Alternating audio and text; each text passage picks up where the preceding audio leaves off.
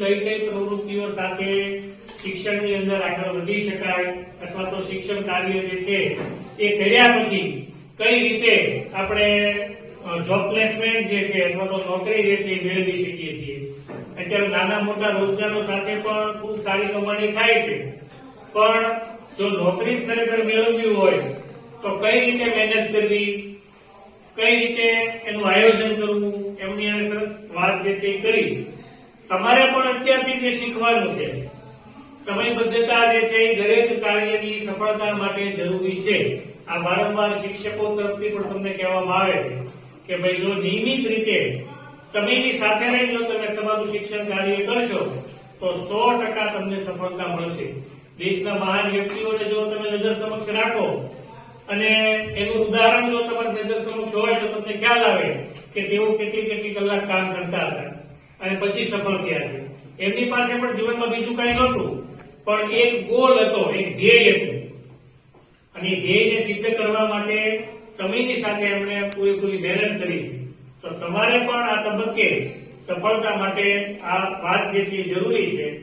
સાહેબ પણ તમને કંઈક કહેવા માંગે એટલે આપણે એમને પણ 2 મિનિટ સાંભળીએ। આપણે વાત જે કરતા હતા અત્યારે તમારું 9માનું બીજું સત્ર શરૂ છે, 2-3 મહિના જાય છે એટલે તમે 10મામાં આવી જ ગયા। અત્યારથી તમારે 10મામાં કઈ રીતે મહેનત કરવાની છે એ પ્લાનિંગ શરૂ કરી દેવાનું। 10મા ધોરણના તમારે વેકેશન ઉનાળાનું પડે પછી ખુલે એટલે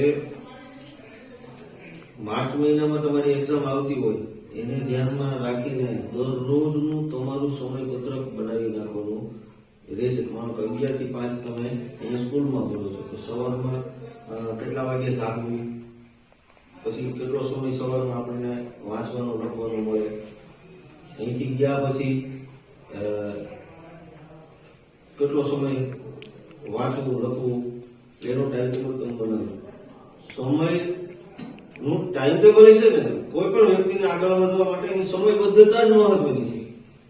તમે આડેધડ કોઈ પણ કામ કરવાથી તમે સફળ થતા પ્લાનિંગ થી કરેલું કામ છે ને એમાં તમને સફળતા મળે।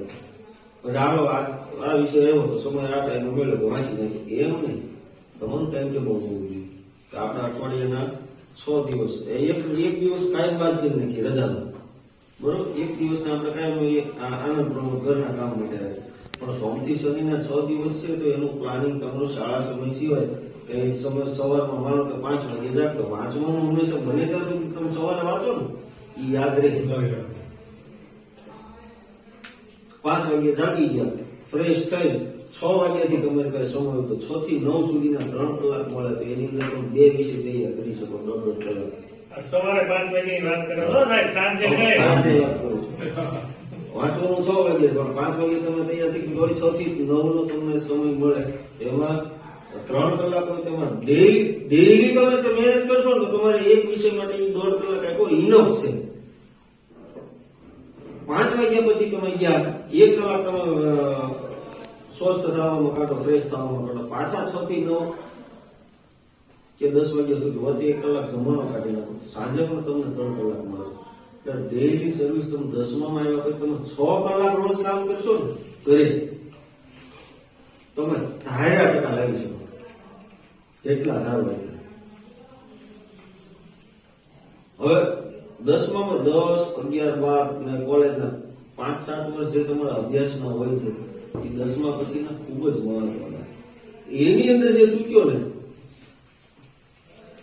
એની અંદર ભણવામાં ધ્યાન ન આપે અને માત્ર મોજ મસ્તી કરવા મળે, પાછલી જિંદગીમાં એ ભાઈ વ્યક્તિ એટલો બધો હેરાન થાય છે કારણ કે ભણ્યા ન હોય, કોઈ સારી જોબ ન હોય, બરોબર, નાના મોટા કામ કરે તો અત્યારે માર્કેટની અંદર હરીફાઈ એટલી છે કોઈ કામ મળતું નહીં।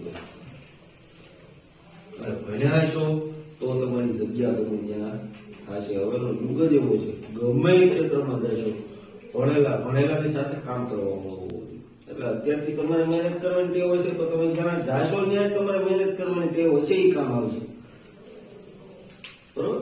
એટલે 9મામાં અત્યારથી પ્લાનિંગ મગજમાં શરૂ કરી દો કે 10મામાં અમારે કઈ રીતે મહેનત કરવી। દરરોજ મિનિમમ 6 કલાક તમે શાળા સમય સિવાય સવારે 3 કલાક સાંજે 3 કલાક એટલું